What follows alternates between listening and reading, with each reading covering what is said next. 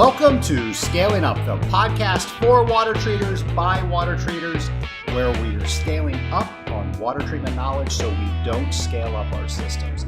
Hi everybody, I'm Trace Blackmore. I am the host of Scaling Up, and I want to give a big thank you to everybody out there in the water treatment community, because many of you have written to me and you've said, hey, this is exactly what we needed, a format that we can listen to in our cars that teaches us more about water treatment, that challenges us to be better water treaters. And I want to let you know I've heard that loud and clear, and I thank you for it. I would ask that perhaps you might ask your water treatment friends to please subscribe to this podcast. So our goal is to touch as many water treaters as we can and give you the information that you want to talk about. So please let me know what that is. Go to scalinguph2o.com and tell me what you want to hear. Tell me what questions you have. I'm happy to answer that. And as always, I'll keep your name anonymous. And I'll even talk to the speakers that you want me to talk to. So today's show is going to be about controllers. Have you ever really thought about what a controller allows us to do? And of course, when I talk about controllers, I'm talking about the equipment that controls our programs, whether it's a boiler controller or a cooling tower controller. But we've spent all of this time sampling the makeup water, figuring how many times can we concentrate that system before we need to open up the bleed? What is our makeup going to be like? How much are we bleeding down? How are we going to feed product? What product are we going to feed? At what proportion? What biocides? All this stuff that we are designing in our systems, our controller is actually carrying out that program for us. So if you've never really thought about what a controller does, besides just sit there on our customer's wall, it allows us to go home at night. We're actually able to run a program when we are not there. That's pretty impressive. Without that, it would be a 24-hour job for us to treat that system. So we better know what our controller is capable of. And folks, let me tell you, controllers these days do so much. Back in the day, it used to be bleed and feed. When it hit a certain concentration ratio and it knew that via the conductivity, it would open up a solenoid valve and you would have two plugs hanging off of the bottom of it. You would have one that fed a pump and you would feed your inhibitor in while you were bleeding biocide out. And that was the only control that was available. Not anymore. You can do pretty much anything you can imagine. You can tie them up to the building automation systems. You can get alarms that are on your smartphone. You can tie into it on your smartphone. There's so many things that we can do that make our job easier. We're actually able to be on site via this controller when we are not on site. It's huge. So I thought the controller was such a big deal. Why not dedicate an entire show around the controller? But you don't want to just hear me talk about controllers. So I thought, why not get an industry expert in a conversation with me talking about what we should all know about controllers. So that expert is Tom Tenney. And Tom Tenney not only works on these controllers, he designs these controllers. He knows them inside and out. Tom works for Lakewood Instruments. And whether you use Lakewood controllers or something else, it's all good information. It applies universally. So I hope you enjoy this conversation with Tom Tenney. I'm here today with Tom Tenney of Lakewood Instruments. And Lakewood Instruments received the Supplier of the Year Award from AWT in 2011. And actually, that was very special for me because I was president of AWT in 2011, and I had the honor of presenting them with this award. Tom, how are you doing? Pretty good, Trace. I'm glad to be on the show. Thanks for inviting me. By the way, that 2011 award was, the AWT award is significant as a supplier because the AWT doesn't send out a list of nominees. The nomination list comes from the people saying, we like these people, we like this particular supplier. So it is really a vote from the people that are using you with no other influences. And when you win it, that's just huge. It's a great honor. So we were really excited about that award. Well, you guys definitely earned it. And for those of you that don't know Lakewood, incredible guys, incredible equipment, and incredible service. So Tom's a great friend of mine, and I've known Tom for years. And as hard as it is to believe, there may be one or two people out there that don't know you, Tom. So for those one or two people, do you mind telling us a little bit about yourself? No problem. So for those of you from Eastern Mongolia that haven't heard of me, I am the Director of Engineering and Sales for Lakewood Instruments, a water treatment controls company for cooling towers, boilers, and processes. We design and manufacture our own equipment here in the U.S., and I've been at this since about 95. Side story, Lakewood Instruments, small company at the time. A bunch of us knew each other from the aerospace industry, and over a very short period of time, Lakewood Instruments tapped that pool, and one time we had huge horsepower in that building. So it propelled the product line, and I was part of that incoming wave. So been at this for a while. Really kind of comfortable with our instrumentation and the industry as a whole. So, Tom, confirm this rumor to be true, but I have heard that if you watch Die Hard and you're actually looking at the roof scene when Bruce Willis and Hans are on the cooling tower, if you look very closely, you can see a Lakewood controller. Is that true? That is indeed true, and my wife thought I was insane because she bought me the movies on Blu-ray for Christmas, and I was watching them. And I freeze the movie, and I run up to the screen, and she goes, what are you doing? I go, that's a Model 412. That's our old Model 412. And she's like, you can't tell that. And I scrolled it back and froze it on it, and I said, there it is.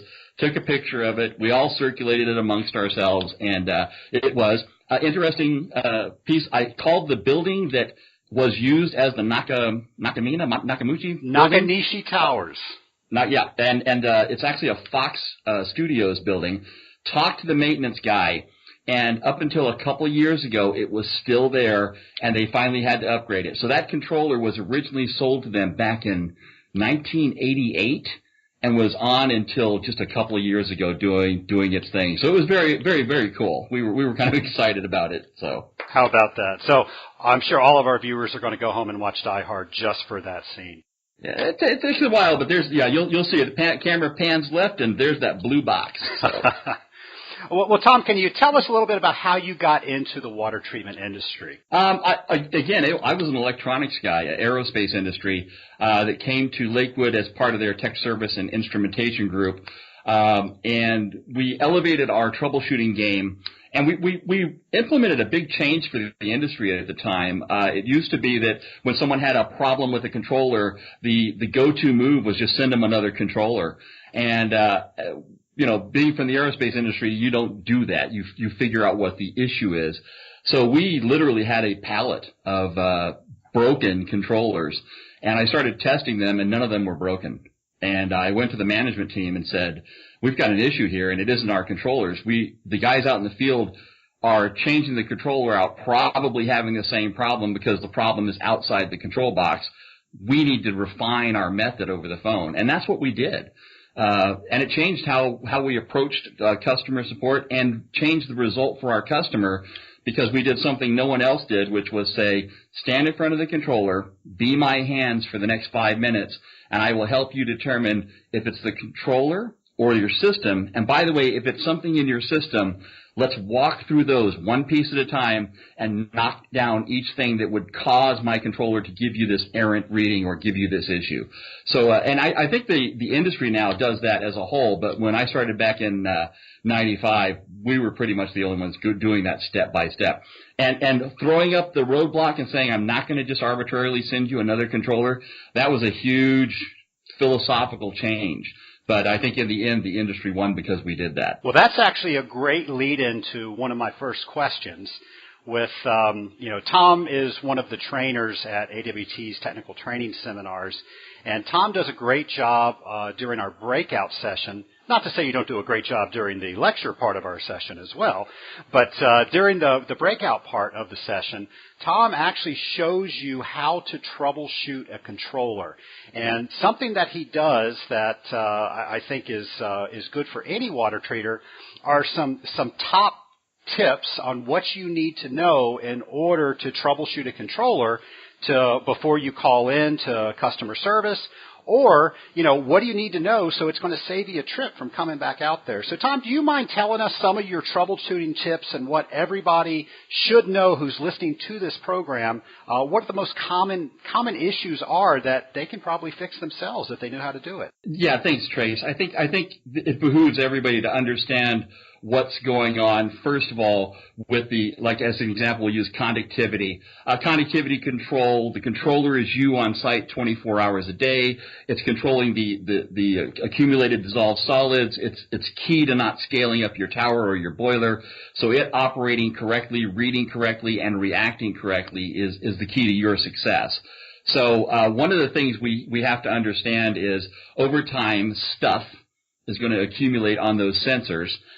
So we have to take care of them, and I think one of the things we do, or one of the things the field does, is when you walk up and do your first initial test, you may have a difference between a handheld meter and the actual what it's reading and what's displayed on the controller. And the first inclination is for everybody to go ahead and change the calibration. My first inclination and my number one tip to everybody is stop. Go into that controller, and all the modern controllers will do this, and find the screen that allows you to initialize or wipe out all of the existing calibrations. And once you've done that, then the sensor is going to display what it really sees. And that's the key to your success, because if you can see what the sensor is seeing, you now know what the real difference is. So as an example, if your handheld said you had 2,000 micromodes of TDS, and you initialize the calibration and the sensor's seeing 1,000, your first inclination is to say, no, controller, that's 2,000. But what you've done is build in a ×2 lie, because the controller has just told you, yes, it's 2,000, but I'm only seeing half of that, which is actually on a scale, which we're going to put on our website too, by the way. A scale will show you that now it's not going to see the large differences or the large swings as easily either. So you now know that it's only seeing half of what it should. If you're not within 10 or 15%, you shouldn't be tweaking the calibration. You should be looking for why you're not within that 10 or 15%. So the second part of that initialization troubleshooting step is clean the darn sensor. And by clean the sensor, I mean clean it. So you stop your flow, you pull your sensor out, you grab your shop tail rag, and then I run out of a closet with a stick and I beat you and say, don't use a shop rag, because shop rags tend to accumulate stuff on them. They've wiped down every surface. They've been in contact with everything, and now you're about to put that onto your sensor. So the real way to clean a sensor is to scrub it or scrape it to knock the heavy buildup off, and then to take it and put it in a 10% muriatic, maybe a 10% sulfuric, 1% muriatic. Let it sit there in that solution for a little bit to chew off a very fine coating of scale. And I know we never have towers that scale up. Our water treatment programs are perfect, so there's no possibility of the scale. But you're going to do me this big favor, guys. You're going to put it in that acid just in case something's gone on, and peel off that little coating. And if you really want proof that it's there even after a good scrubbing, go ahead and take that sensor and blow it off with air or shop air. Let it sit for a little bit and dry out. You'll be amazed what's still on that sensor after you do an initial scrubbing. So the acid's key to that. And then you're going to take that same sensor and put it in like a isopropyl alcohol. And the reason you want to do that is that will cut off any oils or greases that accumulated. And those are insulators, and they're really bad for my tips. At that point, you have a really honest-to-God clean sensor, and you'll put that back in the system, and I'll bet you're a lot closer to your original reading than you were initially. And at that point, that's when you can actually do a slight shift in the calibration by entering a new number versus going ahead and arbitrarily entering a big change.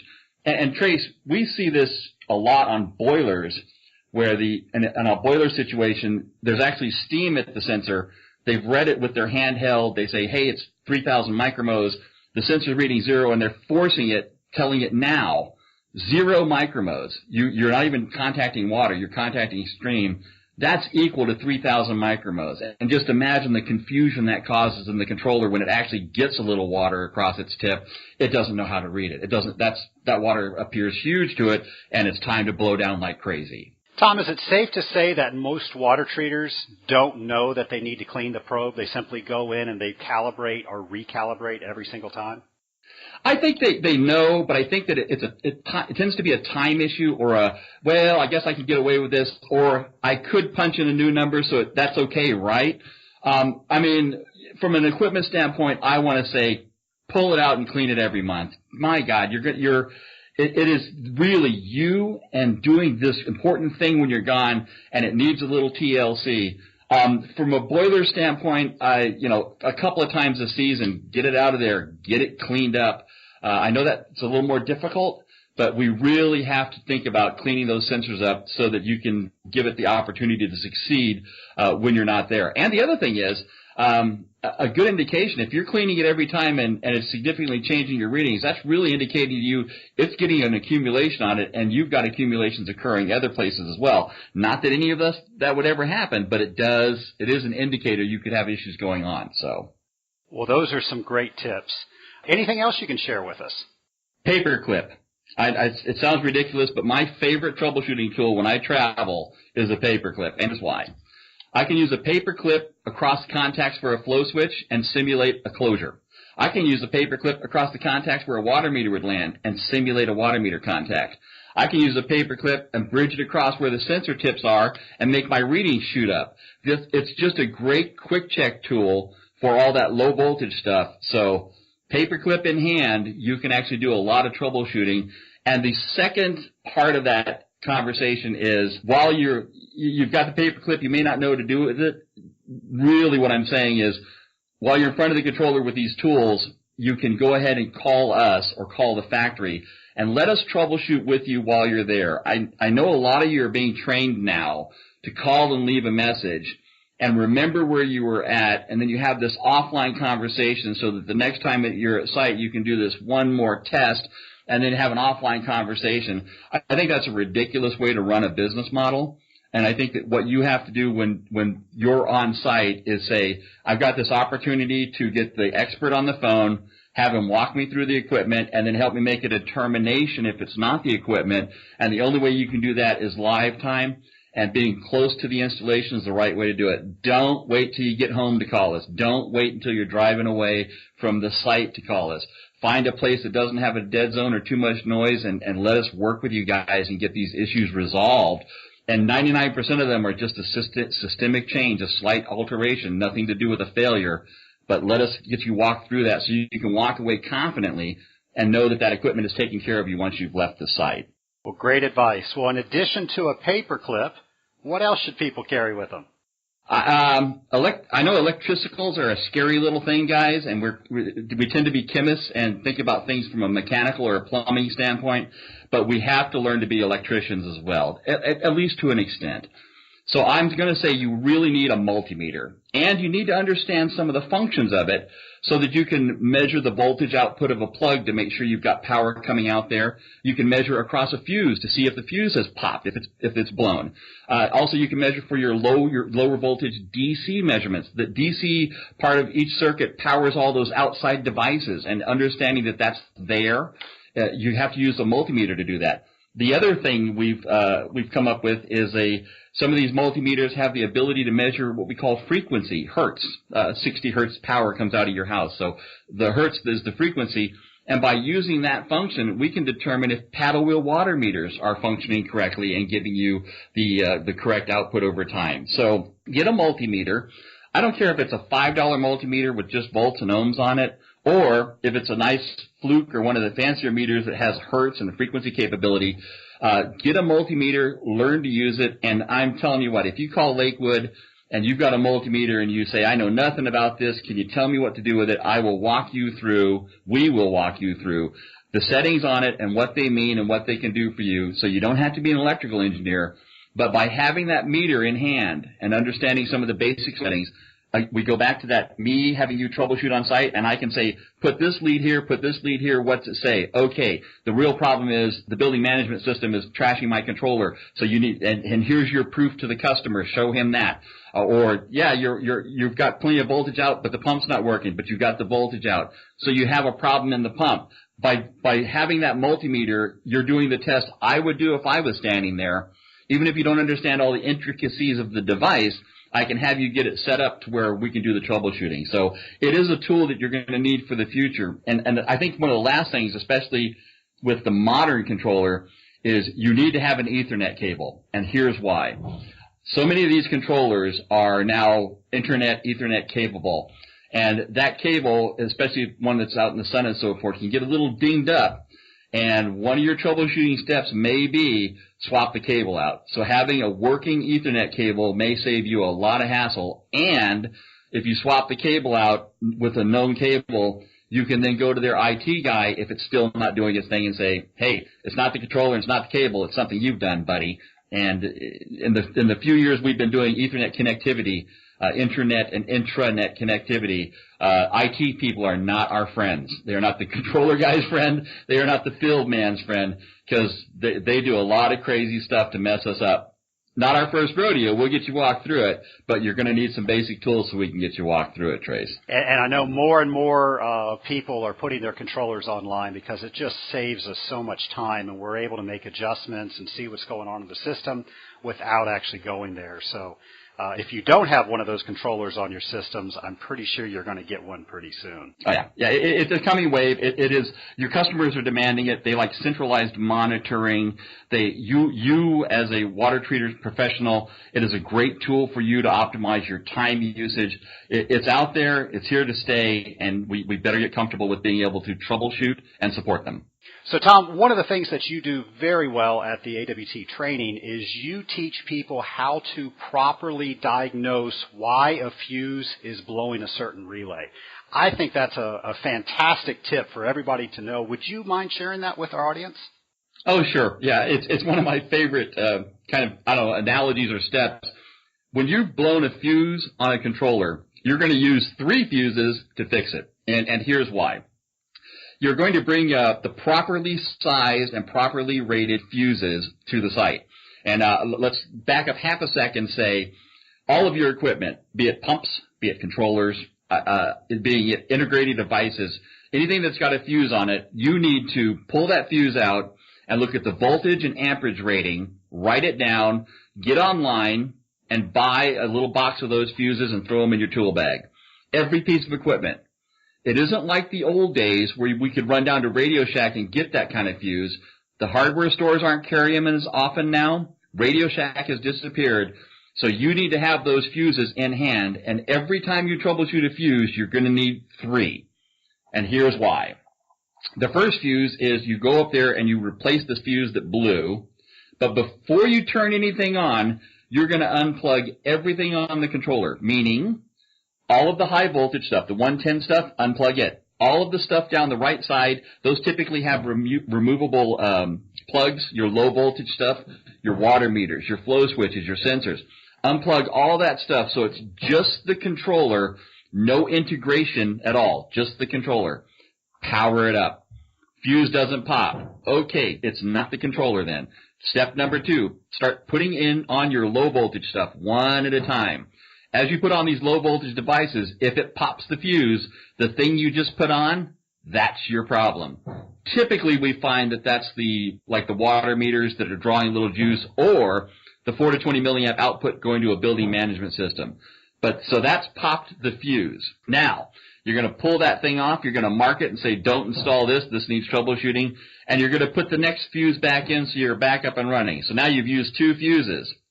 Here's why I say it's the 3rd fuse. The customer site's going to come up and go, oh, there's nothing wrong with that. And you're going to have to demonstrate it one more time by plugging it in, popping the fuse, pulling it off, and replacing the fuse. There's your 3rd fuse. So you're going to need 3 fuses almost every time to do this basic popping fuse troubleshooting. And I will caveat this one more step. In our baseline controllers, we actually have 2 fuses per controller. One's a low voltage fuse, a low amperage, 100 milliamp. That's for all the control circuitry. And one of them is a 10 amp, and that's for all the pumps. So by distinguishing which one blew, you may have the origin of your problem pretty quickly.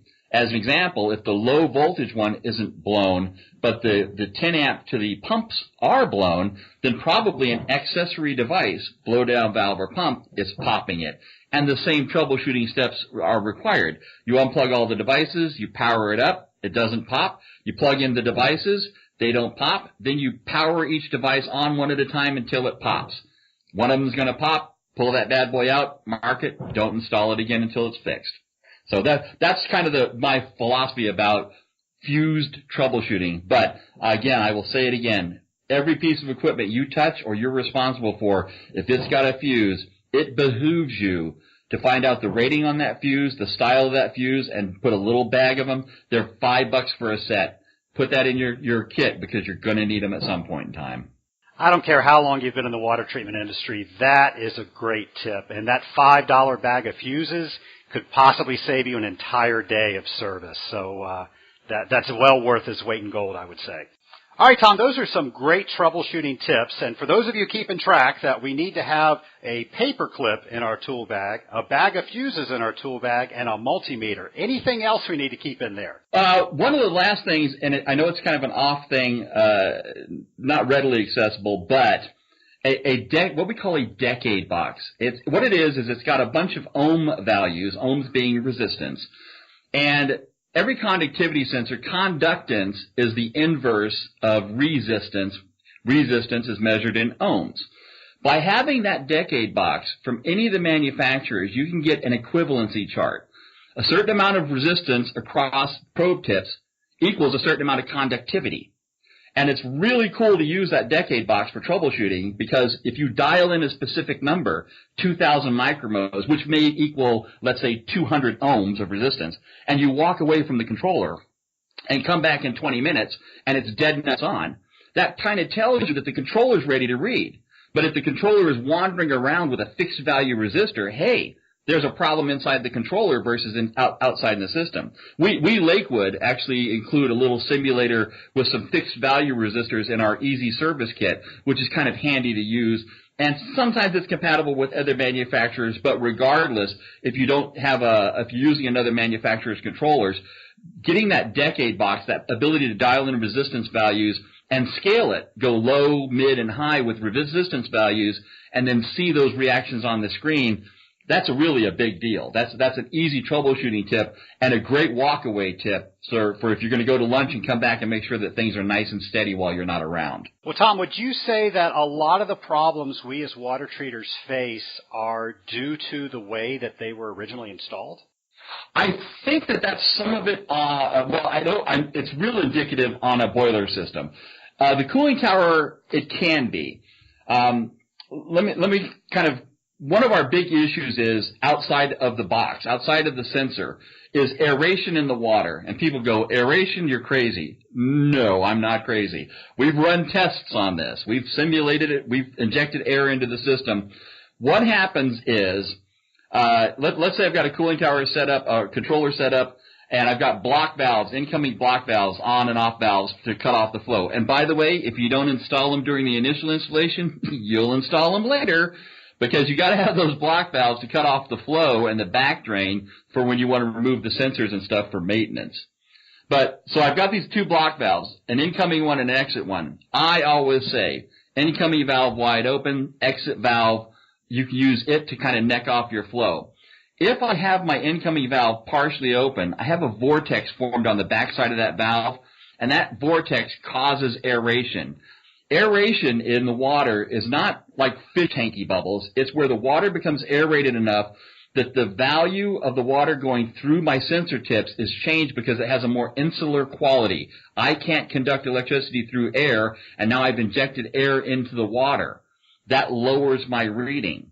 So having an insulation, the aeration, or allows aeration to form and come through across my sensor tip is a problem.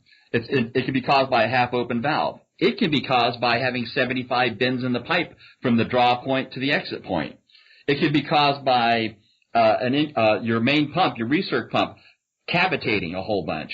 It can be caused by a really clogged up Y strainer. That'll lower my reading. So that aeration is inconsistent. It happens at odd times. It happens under loading, and it's something you have to take into account when you're installing the system. And we were just at a site where they ran it through pipe that was 1 inch to 3/4 inch to 1 inch. Well, that's an orifice, basically. That's aeration. Half-open valves, some kind of goofy, weird filter, up through a coupon rack that was all sized differently. By the time it hit my sensor, it was just agitated, aerated water. We pulled the sensor out of the system, put it in a cup of water, nice and steady, read where it was supposed to, put it back in the system, turn the water on, drop like a rock. There's your proof. And by the time they got done, they gave me a nice straight run into my sensor and then put all that other stuff afterwards. My reading steadied out. They were really happy with it after that. So that's part of that installation procedure on the cooling tower. On the boiler, man, every installation has issues, but if you follow the manufacturer's recommended plumbing and don't get creative and don't use different size piping and follow the restriction requirements to keep the water on our side of the motorized ball valve, you will have a lot less problems. So a majority of our issues are where someone calls up and says, hey, I'm chasing calibration. It never seems to control. We do a couple of 3 tests with you like we've outlined before. We do a solid test. We do a resistor test. Boy, those all look good. But is your plumbing like our drawing? And invariably the guy will say, yeah, exactly.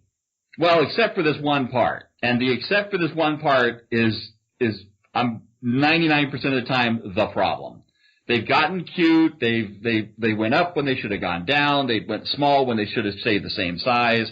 They've got 17 valves open that tweak and twirl. They mounted our sensor vertically instead of horizontally at the bottom of a run. They didn't follow the plumbing direction.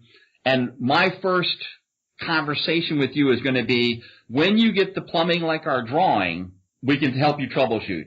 And until then, it's really it's a crapshoot about whether we're going to solve the problem, because what's introducing the issue, whether it's the plumbing or the setup or the controller at that point. So getting the plumbing right in a boiler situation is absolutely key, and follow the manufacturer's recommended plumbing setup and hand it to that plumbing guy and say, follow this. And if he tries to get cute, beat him with a hammer and say, put it like this drawing, because it's got to be like it's got to be. And Tom, that brings up an interesting point, because a lot of our listeners are relatively new to the water treatment industry. So they're going up, maybe being in the business less than a year, and they're talking to this pipe fitter who's been doing this for 30-something years, and he can't be taught anything else new. What advice would you give to that new water treater when they're trying to have that conversation with that pipe fitter?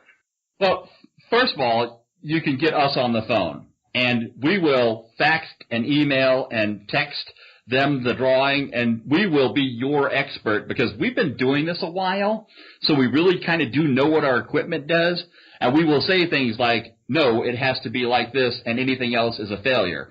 And the guy, even though you may have 2 years experience, the guy on the phone with you, specifically myself or Paul or one of the other guys, has 15 to 20 years experience. Now, the other thing we did in our new controllers is we included a color picture in the screen. So for the young water treater on that, he just goes to our little documentation section, pulls it up on the screen, and he can just sit there and point at that and doesn't really have to say much. He can say, hey, that's from the manufacturer, and that's what it's supposed to look like. But we're your horsepower. We're the experts. It's our equipment. We know how it works best, and we're ready to go to the mat with you guys so that you can succeed. And I'm going to let the cat out of the bag here.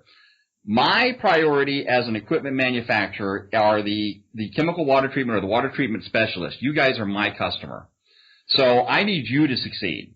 The end user, while my concern is that he has a reliable piece of equipment, it needs to perform for you so you can succeed with him.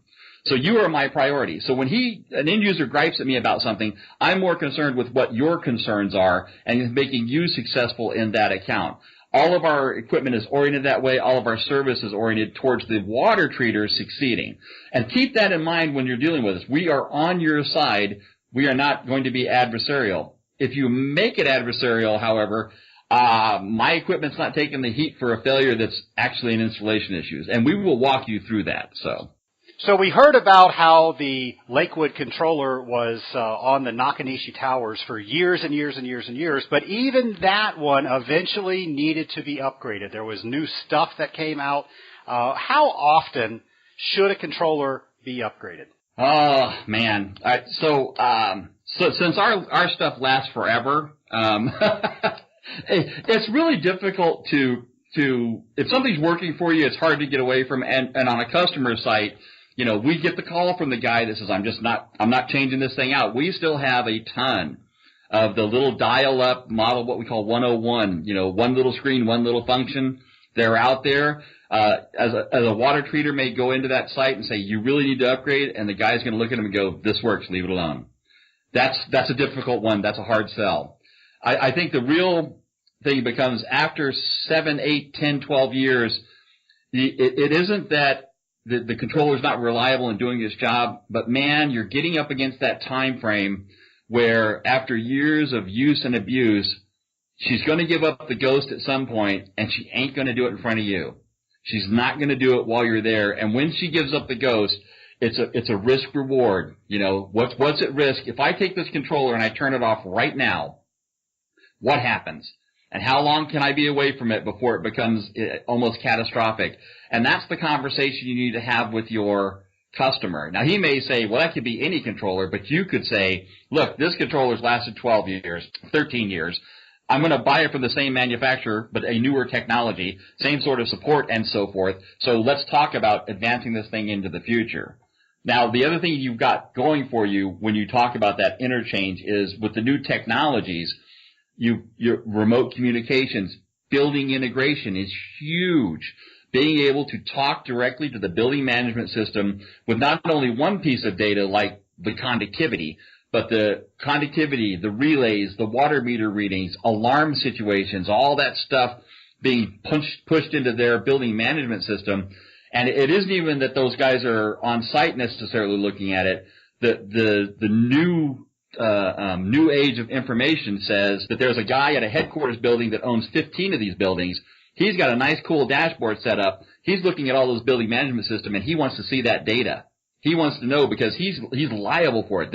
If one of these things goes down production-wise, is it like a data center or something, he needs to know what caused it. He needs to know that it's heading in the wrong direction. Things are heading in the wrong direction.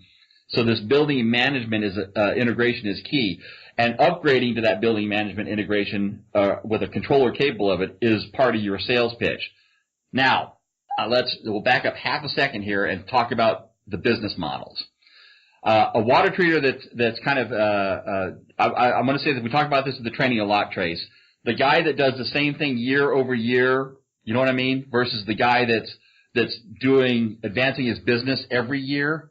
It's kind of explained in the guy that does the repeat thing, the same thing every year 50 times, isn't really advancing himself or his business. He's just taking care of business versus the guy that's saying, I want new technologies. I want to optimize my time. I want to optimize my chemical usage. I want to get more and more customers under my wing. I want to be able to take care of them quicker. That guy's changing. He's not doing the same thing every year. If you're not a do the same thing every year guy, you've got to talk about remote communications with controllers. And that's a good conversation to have with your customer as well, because your customer may want you on site 24/7. You can't afford to do that. There's not enough people and not enough monetary justification for that. But the controller is you 24/7. So that with the controller being you 24/7, now we have the ability with these modern controllers to pull in a data log of everything going on and send that data log out. We're also now able to remotely dial into these controllers and function them just like you're standing in front of them. So let's talk about that for half a second. If you get a call from a customer and he says, hey, Trace, the inhibitor that we're feeding, we marked it the other day and it's just not going down. And so the first inclination is you're driving over to plant B. It's like, all right, I got to cut my day short. I'm going to go over to plant A and figure out what's going on because these guys aren't introducing chemistry.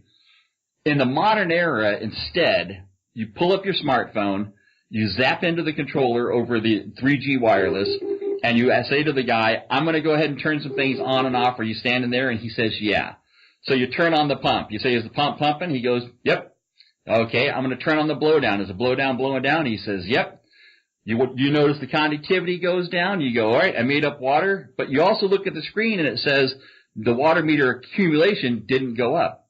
So you let it run for a minute more and you go, okay, buddy, here's what I think's going on. I think we got something wrong with our water meter. Since I was feeding chemistry based on a water meter accumulation, what I'm going to do, I'm going to alter the setting. I'm going to feed it based on time instead. I'm going to give it a little extra juice. I tell you what, next Thursday when I come out there on my regular visit, I'll bring a water meter with me. We'll get you back up and running. Now, what did that technology just do for you? It lets you keep your day. It lets you stay on target with your current workload. And when you show your customer that you took care of remotely, you're going to have the right part in your hand to keep him going. And as far as that customer is concerned, he's satisfied because he's up and running and you didn't have to make your trip out there. You took care of him in minutes instead of hours. And now you're going to come out and service him correctly later. That's where this new technology comes in for the chemical water treatment specialist. We are going to let you optimize your time, respond accordingly, remotely access the controllers to make adjustments and tweaks and make valid decisions about how to continue on with your business that day. That's where we're at, Trace. Yeah, it's fascinating what you can do now that you couldn't do years ago. In fact, some of my friends in AWT that are up in New York, they couldn't run their programs with the Legionella laws that they have up there without remote control. So again, if you don't have this kind of capability on your accounts, it's coming. Yep, it is. And we've actually dealt with some smaller water treaters, and they won't go into an account where they can't do this. They just start with, we're going to install this controller. Yeah, it's a little more expensive, but this is what we're going to be. And if the customer fed back to them, well, we don't really want to start there, the water treater says, well, we're not a good match because this is my business model. This is how I support you best by having this remote access. And if we can't start there, then we're destined for failure right off the bat. So, let me know when you're ready to play my game the way it needs to be played, and I'll help you. I'll support you. And it's a hard road to take, but that model works for that water treater, and now he can service a bunch of accounts simultaneously that he wouldn't have been able to service if he had to drive to each account to check it out. Working smarter and not harder, huh? Exactly. And that's where all this sizzly, cool, functionary, color screen, graphic-y stuff is at. It's really great for the end user because it helps them look professional, feel professional, and know that they've got the highest technology device they can. But the real reason it's there is so that the water treatment company can succeed because we're going to hand them every piece of technology we can to optimize their time and their customer. Great point. Well, speaking of technology, one of my favorite features in the Lakewood controllers is this feature called the Blackmore equation. Do you care to tell our audience about that one? That's a very cool thing. Okay. I attended the classes. I treated the AWT classes initially when I went to them as a possible sales avenue. It was a chance to meet all the water treaters in the industry, the up-and-coming folks, the established folks. I would sit in the back of the class and learn and relearn things. And Trace one time, we are an equipment manufacturer. We have people that feed biocides based on a schedule. Everybody knows how it works. We've included the feature forever. And Trace gets up and throws this thing on the board, and he says, here's how you really figure out how to do a proper pre-bleed before you feed your biocide so that everything lines up at the end of the thing, at the end of this feed time. And I looked at what he wrote up there, and I went, hang on a minute. That's right. So, and by taking a couple of 3 factors into account, you could do some math and work out what you should do your pre-feed set points for, your pre-blowdown set point, based on the amount of time you were going to feed your chemistry and the amount of time you were going to have a lockout running, so that at the tail end of the process, you pretty much land right on your normal operating set point. So what we did was we took Trace's formulation after a quick call to him, and we included that function, that math functionality, in our Nexus control system. So if someone has a question about where I should set my pre-bleeds up, they just go to a second screen, punch in the tower information, and using the Blackmore method, I call it, it gives them the number. So that's the kind of the cool stuff that can go on today. And I really think it's a slick way to approach it, Trace. I really think the equation is just awesome. Well, I'm just happy that people are staying awake in my math class. Yeah. Tom, you are a very complex person. And there's some people out there that don't know that you are a famous writer. Would you care to tell our audience about that? Famous. I don't know if I'd use famous. I am a writer. Infamous I can live with. Infamous probably fits a little closer. For years I actually used to edit a motorcycle magazine, a biker magazine. And for the longest time, as an editor and a writer for that, people would poke me and say, you should write a book. You should write a book. So I did. I just wrote the thing I love more, which is I love riding my motorcycle. I love hanging out with my biker buddies. But when it comes to reading, I enjoy sci-fi. So I am the probably one and only biker nerd out there, and I write I write sci-fi and fantasy books. It became a thing. Apparently I'm reasonably good at it. And I actually was able this last time around to write one with my son. Him and I have never physically been in the same room together, but we, through Skype and through the Dropbox, he's in Australia, we actually wrote a sci-fi book and published it. So it's very cool. It's very relaxing. It lets your brain go. I'm a creative guy anyways. Like I said, I've designed the Lakewood equipment and part of that effort on a continual basis. So this just lets me kind of go crazy. And I have to say one of the side benefits of being an author is you can pretty much kill whoever you dislike without actually harming them. But they can die a pretty grisly death in a book, and you can smile about it. So, well, Tom, go ahead and give a plug for your books. What are their names? The first book I wrote is called Threads. It's a space opera thriller. Base 2500, the year 2500. We're romping across the galaxy. There's a psycho killer kind of going across the galaxy as well, doing some horrible things, and the USS Marshal Service is set after him to find him. But in the process, they discover a 300-year-old cover-up, and I will leave it there because that's where the technology and the story takes off. The one thing I will say about this book is that halfway through the book, when you think you've got it dialed in, it all gets turned on its head, and you call me a very bad name as you're reading it because you have to go back and read some other parts in the book to make sure I didn't cheat, and I didn't. But it's a very, very cool book as for my first effort. It's about 500 pages, so it's a thick read, what they call space opera. And then Blood of Invidia, the one I wrote with my son, that's aliens, vampires, and werewolves. Oh my! We took the genre of paranormal horror, and we made them alien species instead of your undead thing. And we start with a race of Invidians, vampires that conquered the galaxy years and years ago, and then they disappear, and then one of them reappears on Earth, and we pick up the story from there. And it was exciting and fun to work with my son on it. It's a really unique twist on the genre, and it's going to be actually a series of books. So kind of excited about it. We have a lot of newer water treaters that listen to our show. Is there any advice that you could give them to help them starting out? I'm going to say use the tools and use the manufacturers for your success. Be it, whether it's the pump manufacturers, talking to them and understanding the equipment, the equipment manufacturers. The AW Tree is a great resource. Getting on Listserv is a great resource. There are a ton of tools and a ton of people that are willing to step up behind you and help you succeed and be a better water treater and have a better understanding of the tools that we're giving you. So that's kind of the first thing I'd say. And the other thing I'd say is make sure your customer sees you every time. I know that that's kind of a side piece of advice, but if you've been to the site, done your thing, and left, and you didn't interact with a customer, I think you messed up. I think you need to shake hands, you need to walk around, and on every site visit, make sure your customer sees you and you interact with them so that they know you were there taking care of them and they had an opportunity to tell you about something that was going on, right or wrong. So that's that. Don't be in a hurry. Don't be introverted. Be outgoing with your customers and be ready to use the resources that are available to you. Just grab them up and you learn. So. Great advice. And folks, I'm here to tell you, if you're not talking to your customers, somebody else is. Oh, yeah. So I like to end each interview with kind of a bonus question, just to try to get a little bit more insight into who our guest actually is. So are you ready for this bonus question? Sure. All right. So if you could have a conversation with anyone throughout history, who would it be and why?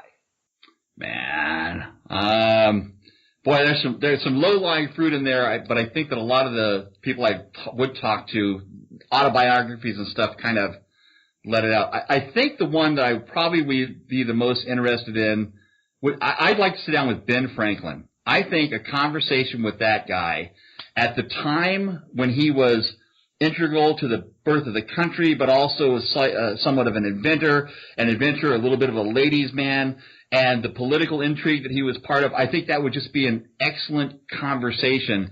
Plus, I bet tossing back a few with Ben would just be an awesome experience. I think that's probably who I would have the most relevant conversation with, where they wouldn't be talking. I mean, having a conversation with Stephen Hawking would be great, except he'd be talking a mile over your head, and then talking to Attila the Hun would be pretty much about moving things around on the map and who you were going to kill next. So I think Ben Franklin would be an awesome person to have a conversation with. Well, Tom, one thing's for sure, and you are an awesome person to have a conversation with. I really appreciate you coming on the show. Incredible advice and tips. Honestly, I think if we have you back, you probably have a lot more that you haven't given us. Would you mind coming back at a later show? Absolutely, and I hope that anybody who listens to the show probably emails you any questions. If nothing else, they can peruse our tech letters, and if they've got, we do newsletters and stuff, if they've got questions in there, love to get that feedback and come back again and answer those questions and kind of cover some of the ground that maybe we didn't cover today. Absolutely. Excellent. Well, our website is www.scalinguph2o.com. I'm going to be putting some links together on what Tom has recommended and some of the sites that he's recommended, and maybe even to your books. How about that? Oh, that'd be awesome, sir. I'd appreciate that. All right. Well, Tom, you've been a wonderful guest, and I really appreciate the time you've spent with us. Thanks so much. Thanks, Trace. I appreciate it, and much success on this. I really like the format. Well, how great is that? We have people that take time out of their day to come spend a little bit of time with us to make us understand something better. So thanks, Tom, for doing that. And you better believe I'm going to have Tom back to tell us about some more tips and tricks that are going to make our lives a little bit easier. Now, Tom threw out a bunch of ideas and parts and things that you might not have had an opportunity to jot down. After all, we're driving around from account to account, so don't worry. I'm going to have a list of everything that Tom mentioned on our website, www.scalinguph2o.com. I'll even put some videos on there to links on how to use the multimeter. And I'll share with you the multimeter that we use here as a company. Nothing really fancy about it. It's fairly inexpensive, but we had some good success. So all of those things I want to put on the website so you don't have to worry about finding them. If not, it's a good starting point for you to start to build your toolkit. So you have everything you need right there when you're performing the service, and you don't have to come back later.